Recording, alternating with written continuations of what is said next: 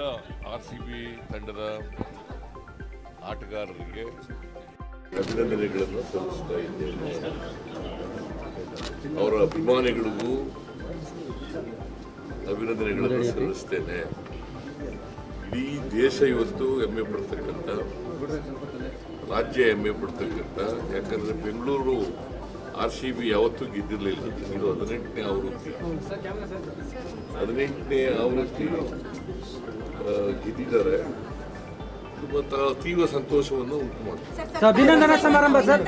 ಅಭಿನಂದನಾ ಸಮಾರಂಭ ಏನು ವಿಧಾನಸೌಧದಲ್ಲಿ ನಡೆಯುತ್ತೆ? ಗಂಟೆಗೆ ಸ್ಟೆಪ್ಸ್ ಮೇಲೆ ಅವ್ರಿಗೆ ನಾನು ಕೊಡ್ತಾ ಇದ್ದೀನಿ ಅಂತ ಬಹುಮಾನ ಕೊಡ್ತೇವೆ.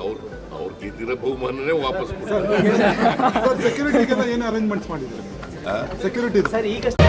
ಮತ್ತಷ್ಟು ಸುದ್ದಿಗಳಿಗಾಗಿ ನೋಡ್ತಾ ಇರಿ ಪಬ್ಲಿಕ್ ನ್ಯೂಸ್ 24x7. ಇದು ಸತ್ಯದ ಧ್ವನಿ.